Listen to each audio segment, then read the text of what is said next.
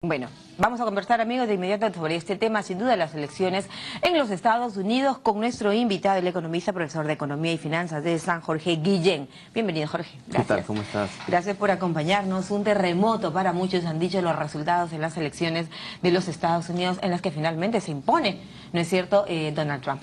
El tema en el impacto económico, las bolsas, el Nasdaq, la bolsa de valores nuestra, ¿qué impacto económico va a tener primero que nada esta elección? Sí, bueno, algunas bolsas amanecen cuando nosotros estamos durmiendo, ¿no? Ya en la madrugada, cuando nos hemos despertado a las 7, 6 de la mañana, ya hemos visto un desplome fuerte en las bolsas de Asia, en Hong Kong, en Japón, en China, ¿no? Y Claro. responde un poco al nerviosismo, pero claro, las bolsas responden al nerviosismo sin fundamentos, ¿no? Como una histéresis, o sea, algo Claro. que no hay una Se causa, anticipa un poquito, en realidad. pero igual está como dándole una señal a Trump, mira, estamos así.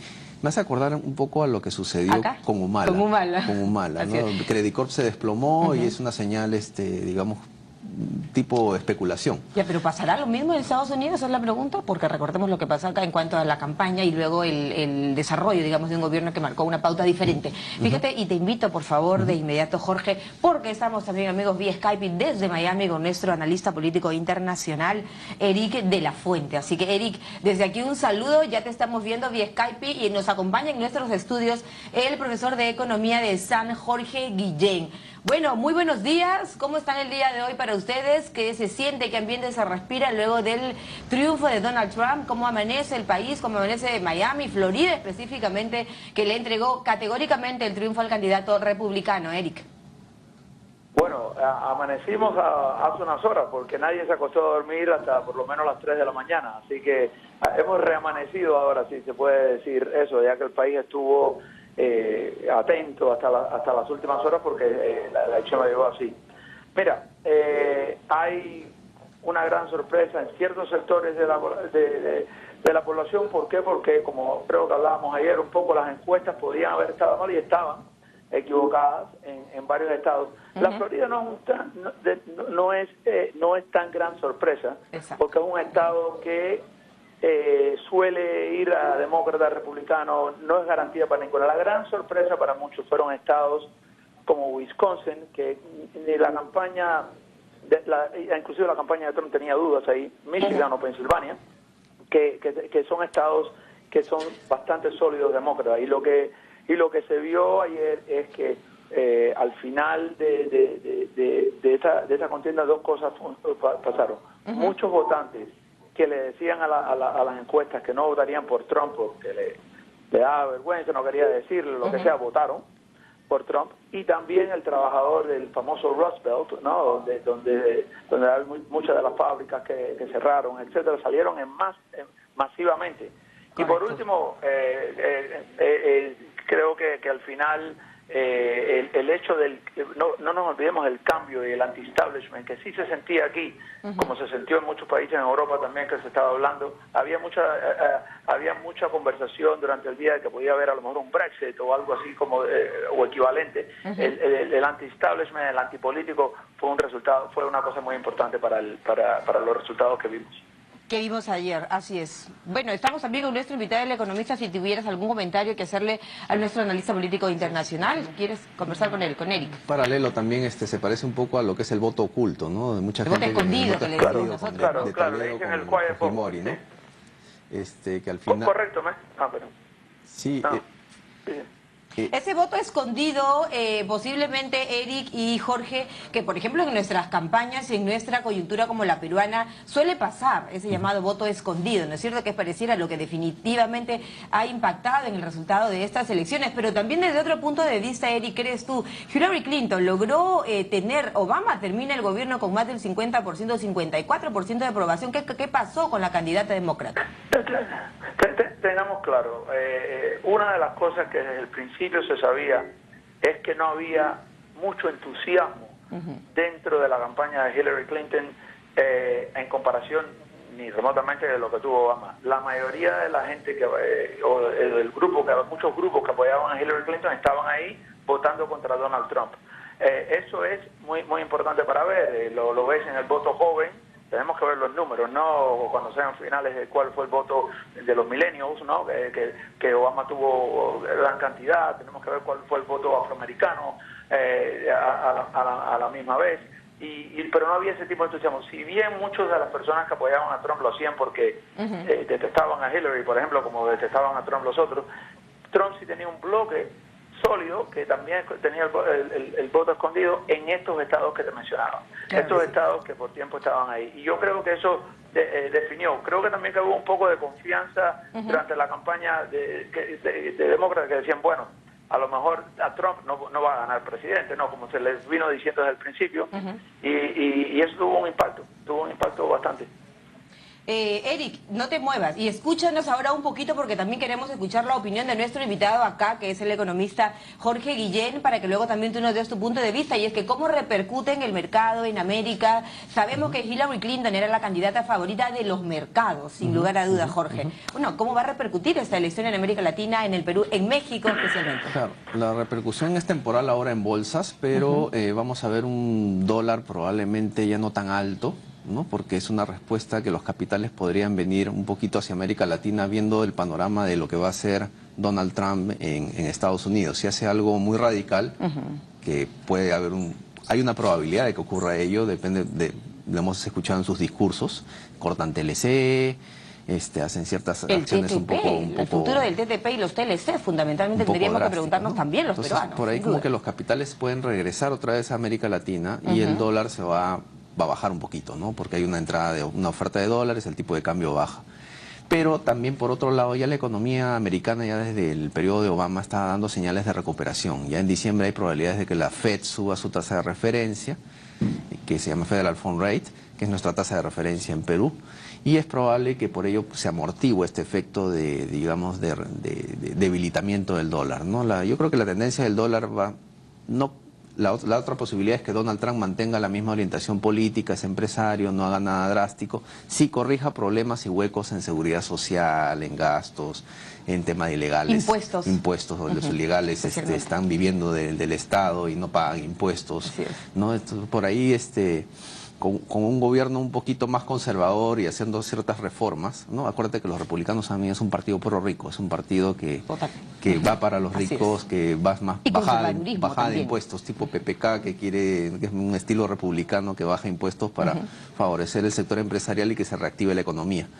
Vamos a escuchar un ratito, Jorge, para luego hablar lo de los tratados de libre comercio con más detenimiento y mayor enfoque, y también el TTP. Eric, nos preguntábamos aquí con nuestro invitado economista la repercusión de esta elección de Trump en la región en general. Sí, mira, la primera repercusión la estabas viendo, el peso mexicano como ha caído, ¿no? Estrepitosamente. Eso es lo que se estaba viendo desde ayer que estaba. Pero yo creo que por ejemplo, uno de los temas que es muy relevante en la región que estaban mencionando, los tratados de libre comercio, especialmente, por ejemplo, aquí el NAFTA y el TPP también, ¿no? Obviamente. Pero, no, yo creo que una cosa es la campaña y otra cosa es gobernar. Y hay que acordarse que los republicanos barrieron en el Congreso también, el Senado y la Cámara de Representantes. Pero esos senadores, pero esos senadores y diputados no son senadores, son senadores y diputados republicanos que no están en contra del TLC. De hecho, hay que acordarse que la gran parte de la oposición a los TLC era del Partido Demócrata, por lo cual no es que Trump va a poder pasar una legislación, y yo no creo que vamos a seguir. ¿Van a haber ajustes? Sí, van a haber ajustes, pero tampoco es una cuestión de ese tema. También hay que ver, de nuevo, en su discurso ayer trató de empezar a asegurar a los mercados, o trató de empezar a asegurar al mundo, diciéndole, bueno, básicamente el mensaje es, no gobierno como hago campaña, ¿no? Es un poco, y tendremos que ver. Pero un punto que quiero simplemente, porque lo escuché, es esa idea de que el Partido Republicano es el partido de los ricos, fue justo uno de los puntos de por qué ganó Trump ayer. Porque siempre se asume eso, se habla en general, y realmente el voto que llevó a Trump a la victoria esta vez no era el voto rico. Y el hecho de estos trabajadores en el Rust Belt, que no son para nada ricos, llevó a Trump.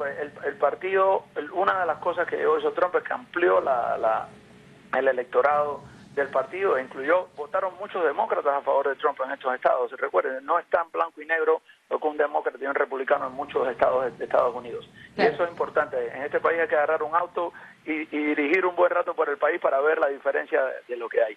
Es importante ver eso. ¿Entendió mejor Donald Trump quizá el pensamiento actual de los estadounidenses, ese aspecto de recuperar el sueño americano, de generar de tratar de revertir la idea del descontento en general? Porque muchos analistas señalan, Eric, que en los últimos 8 años Barack Obama ha empobrecido la clase media. Desde el punto de vista nacionalista, ese tamiz nacionalista que le impuso Donald Trump a su mensaje durante la campaña, necesito de recuperar el sueño americano, de recuperar las empresas, de recuperar la agricultura, de aquella clase media perdida, y que sin lugar a dudas es la que finalmente le ha entregado la victoria.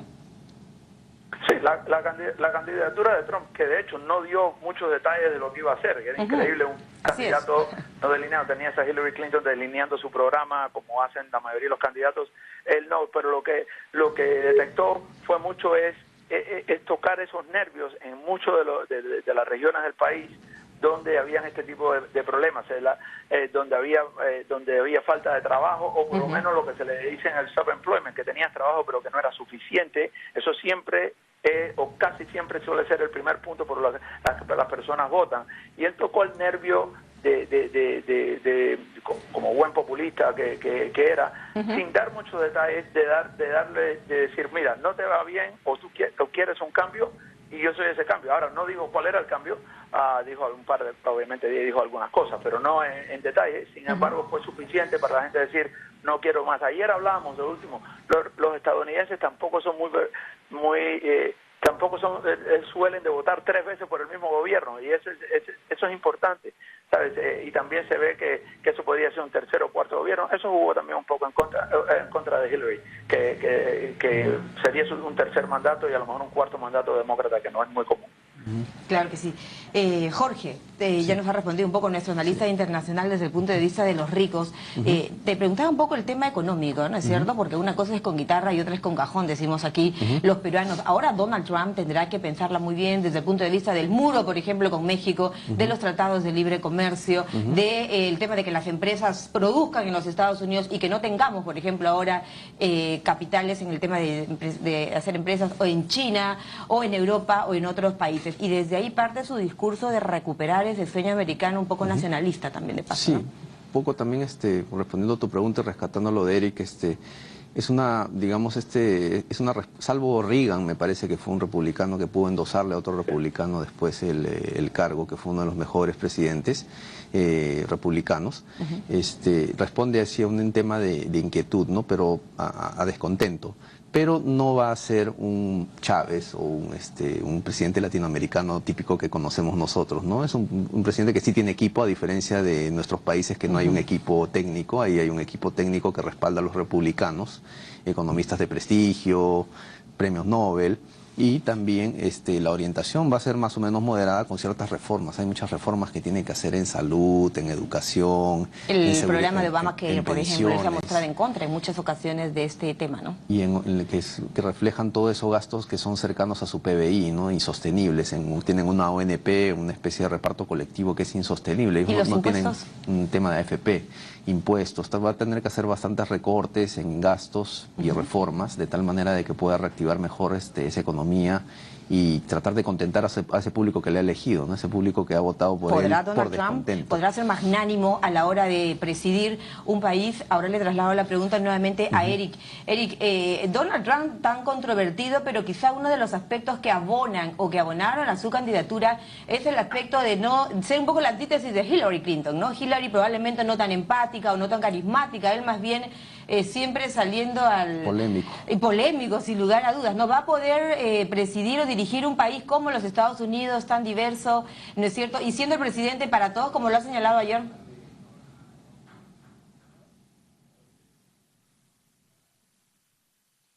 Hemos perdido el contacto al parecer con Eric. ¿Me copias? Te replanteo un poco la pregunta, Eric. Se cortó por unos instantes y te planteó la pregunta a ti, por supuesto, Jorge, ¿no? O sea, el presidente ahora es Donald Trump.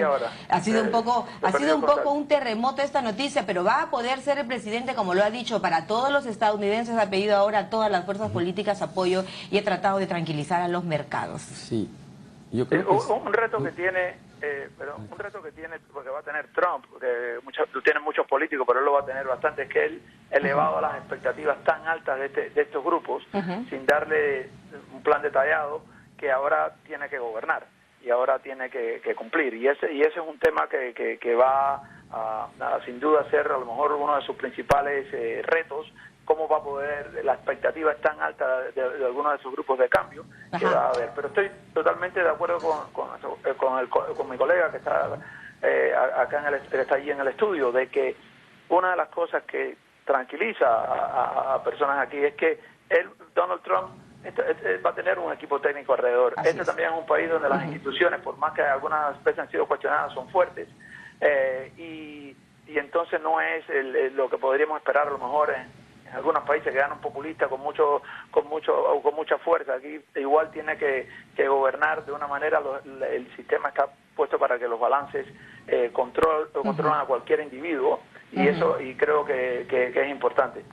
Claro que sí. Ahora, el voto latino no fue suficiente para Hillary Clinton, el voto latino. Recordemos que en estas elecciones han salido, se reconoce, Eric, y se reconoce, Jorge, que han salido más latinos a votar, acreditados naturalmente. ¿Qué fue lo que pasó? Sí, pero todavía es un porcentaje que en un futuro va a ser el 50%, ¿no? Todavía está en 15 o 1 de cada 5.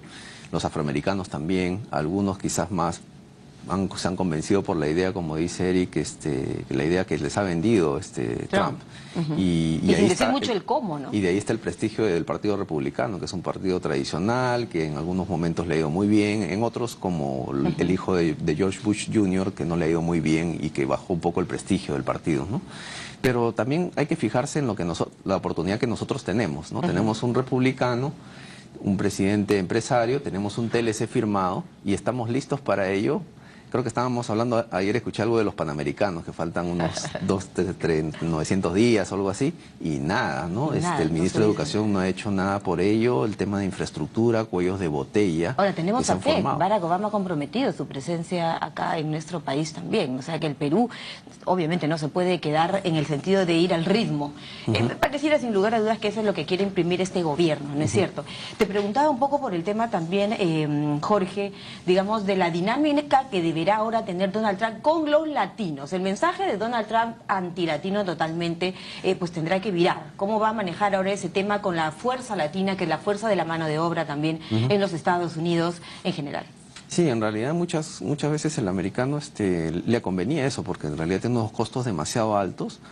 Y fue me acuerdo que en uno de los debates entre Hillary Clinton y Trump le dijo: la torre Trump fue levantada por todos los inmigrantes que usted está ahora no le bastó a Hillary Clinton. Entonces, ese tema. En realidad le conviene, claro, es un tira y aflojo, porque en algún momento le conviene, pero ahora la masa es tan grande y hay mucha gente que va a dar a luz allá para tener la nacionalidad, se quedan, las puertas son demasiado abiertas, a diferencia de Inglaterra, por ejemplo, que las restricciones son enormes. Acá en Estados Unidos es mucho más flexible. No solamente de México tú puedes entrar con facilidad. Puede ser vía aérea, por último. De Canadá, yo me acuerdo. Hoy es el día de los muros, ¿no? La caída del muro de Berlín, también recordamos. Eric, tú querías acotar algo. Sí, de acuerdo, y añado, todos pensamos siempre que la inmigración ilegal viene y cruza la frontera. Gran número de los inmigrantes que se quedan acá, por ejemplo, ilegalmente, vienen en un avión de turistas y se quedan pasado lo que pasa su visa. Así que esta imagen de que está viniendo todo el mundo por la frontera, y eso siempre hay que ver. También hay un montón de canadienses, por ejemplo, que también vienen y se quedan trabajando y vuelven y se quedan. Así que no es tan como se pinta, pero yo creo una interesante del voto latino, que sí, tenemos que ver de nuevo los números finales, pero obviamente fue muchísimo más alto. Pero la cuestión es dónde votan, ¿no? Porque que el voto latino haya votado mucho en California, en Texas, en Nuevo México, no importa para este tipo de elecciones donde se lleva basado en ciertos estados.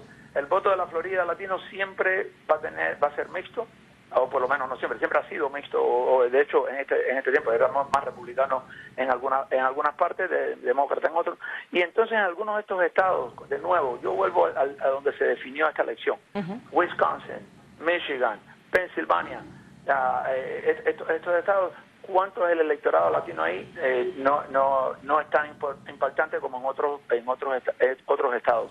Pero yo de nuevo reitero nada más para todo el mundo. Yo creo que, como sabemos, hay una campaña, y si bien estamos la expectativa de qué va a pasar, etcétera, yo creo que alrededor Donald Trump no va a poder gobernar como hace campaña, y por lo cual para inclusive cuando se habla de temas económicos o de tratados de libre comercio, etcétera, y él lo que va a tener que balancear qué le ha prometido a esta masa que nunca ha votado o que ha votado pocas veces, con la manera que va a poder gobernar. Finalmente, quisiera plantear esa pregunta, Eric, ya que tú vives allá, y luego seguiremos con nuestro economista invitado aquí en el estudio. ¿Cómo va a ser la relación de un Donald Trump en cuanto al Congreso, en cuanto al Senado, en cuanto a la Cámara Baja para la toma de decisiones en un país donde sabemos que el presidente no lo decide todo solo, naturalmente, ¿no es cierto? En el que además muchos republicanos no estaban propiamente con Trump. Claro. Obviamente va a haber algunas diferencias, y también eso va a ser un contrapeso. Dicho eso, va a ser mucho mejor que de los últimos años, ¿no? Obviamente, donde había un Congreso polarizado, con una Casa Blanca polarizada, con el Congreso, no sé. Y Donald Trump, de hecho, aprovechó eso para atacando a ambos partidos.